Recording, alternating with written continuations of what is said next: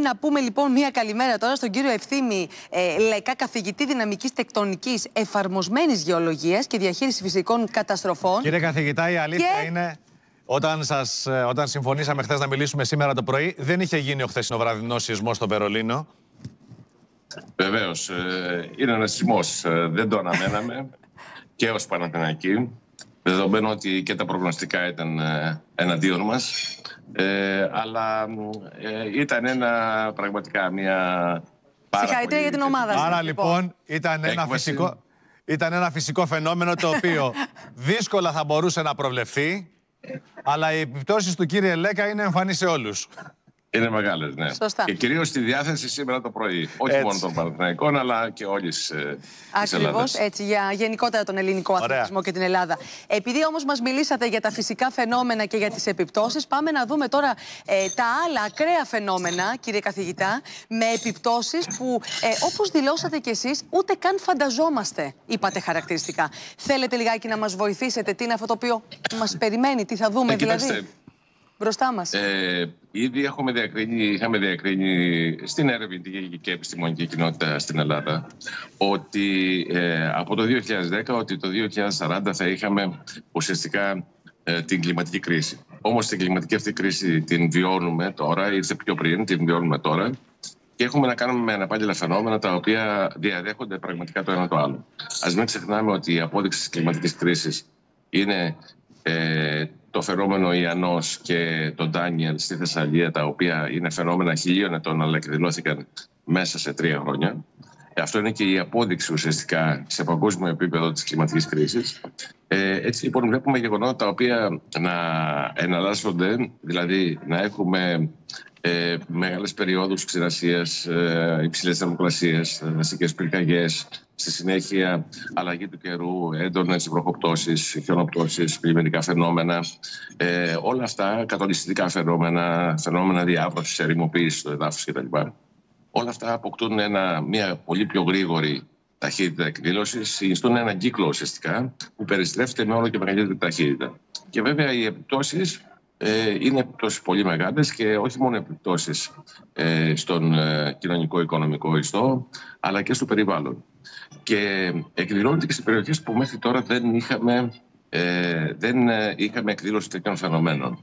Έτσι λοιπόν βλέπουμε ότι υπάρχει η κλιματική κρίση, δεν φτάσαμε ακόμα στην κλιματική κατάρρευση. Θεωρώ ότι πρέπει να κάνουμε δράσεις οι οποίες να αναστείλουν αυτή την εξέλιξη. Βεβαίως οι δράσεις είναι πάρα πολύ δύσκολες και χρονοβόρες και κοστοβόρες βεβαίως. Εκείνο το οποίο προσπαθούμε τώρα ως επιστημονική κοινότητα και εγώ προσωπικά και ως καθηγητής διαχείρισης καταστροφών, αλλά και ως πρόεδρος του Οργανισμού Δεσμευτικού Σχεδιασμού και Προστασίας, είναι να δούμε με ποιους τρόπους θα περιορίσουμε ουσιαστικά αυτές τις επιπτώσεις. Πώς θα διαχειριστούμε καλύτερα μέσα από επιχειρησιακά σχέδια. Ωραία, τώρα. Μέσα από παρεμβάσεις. Μισό λεπτάκι τώρα. Για να φτάσουμε εκεί, πρέπει να δούμε λίγο ποια είναι αυτά τα φαινόμενα. Αυτό είναι κάτι το οποίο εσείς οι επιστήμονες θα μας πείτε, αυτό το οποίο αναφέρεστε. Και προφανώς θα εκπονήσετε πλάνα για να δούμε πώς αντιμετωπίζετε, αν αντιμετωπίζετε όλο αυτό. Ακούμε, ας πούμε, ότι νησιά, όπως η Δήλος, θα χάσουν τη σημερινή τους μορφή. Ένα μεγάλο κομμάτι τους θα βυθιστεί κάτω από τη θάλασσα. Ισχύει, είναι κάτι το οποίο πρέπει να περιμένουμε αυτό? Κοιτάξτε, είναι απόψεις αυτές οι οποίες έχουν κάποια τεκμηρίωση. Βεβαίως, το επίπεδο της θάλασσας θα αργήσει να ανέβει, δεν ανεβαίνει ώστε να καλύψει περιοχές, αλλά είναι μέσα στον προγραμματισμό των φαινομένων που μπορεί να εκδηλωθούν. Ωραία. Βεβαίως, πριν από αυτό θα εκδηλωθούν άλλα φαινόμενα τα οποία θα είναι πολύ πιο δύσκολα και πολύ πιο καταστροφικά. Ωραία, πείτε μας λίγα. Ποια είναι αυτά? Κοιτάξτε, τα έντονα καιρικά φαινόμενα. Δηλαδή, οι έντονες βροχοπτώσεις μαζί με τις μεγάλες πλημμύρες, οι οποίες εκδηλώνονται αμέσως μετά τις έντονες βροχοπτώσεις. Θα καταλαμβάνουν όλο και μεγαλύτερες εκτάσεις και περιοχές, στις οποίες μέχρι τώρα δεν είχαμε παρατηρήσει ανάλογα φαινόμενα. Ένα θέμα είναι οι καύσωνες. Οι καύσωνες οι οποίοι θα είναι και πιο μεγάλοι σε διάρκεια, αλλά και πιο υψηλοί σε θερμοκρασία. Δηλαδή, η μέση θερμοκρασία θα είναι πολύ πιο μεγάλη. Αποτέλεσμα αυτών των διαδικασιών και κυρίως του καύσωνα είναι να έχουμε μεγάλες δασικές πυρκαγιές. Εκεί το περιβάλλον ουσιαστικά καταστρέφεται και αργεί να επανέλθει ξανά. Μια καλή περιοχή θα επανέλθει μετά 50-100 χρόνια, και αν θα επανέλθει, και αν δεν φτάσει στα τελευταία όρια.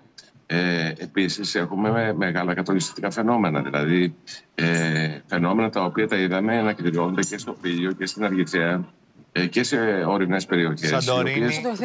Σαντορίνη, οι οποίες μέχρι τώρα δεν είχαν αντίστοιχο αριθμό φαινομένων και έκταση φαινομένων. Πριν μας πάει η Άννα στη Σαντορίνη, να ρωτήσω κάτι. Θεωρείτε δηλαδή ότι είναι θέμα χρόνου να δούμε τον επόμενο Ντάνιελ? Ο επόμενος Ντάνιελ μπορεί να είναι τον επόμενο χειμώνα? Μπορεί να είναι και το καλοκαίρι. Ή το επόμενο καλοκαίρι. Γιατί μην ξεχνάμε ότι και ο Ντάνιελ και ο Ιαννός, αλλά και η πλημμύρα που υπήρχε στην Καλκίδα και στην Εύβοια το 2020 ήταν τον Αύγουστο και τον Σεπτέμβριο. Δεν είναι απαραίτητο να φτάσουμε στο χειμώνα για να έχουμε τέτοια φαινόμενα. Έτσι λοιπόν, εκείνο το οποίο θα πρέπει να κάνουμε, βλέπουμε τις εικόνες και το βίντεο από το Ασφαλικό Κάμπο, που δεν το περιμέναμε ότι θα εκδηλωνόταν μια τέτοια πλημμύρα. Είναι φαινόμενα τα οποία είναι και άλλα φαινόμενα τα οποία είναι αρκετά σημαντικά και τα οποία δεν έχουμε αποτιμήσει ακόμα. Δηλαδή, δεν είναι μόνο αυτά που προανέφερα. Αυτά έχουν τεράστιες επιπτώσεις. Και όπως λέτε και προχθές στο συνέδριο του Ιατρικού Συλλόγου Αθηνών, έχουμε να κάνουμε με τεράστιες επιπτώσεις στον κοινωνικό ιστό, στην υγεία.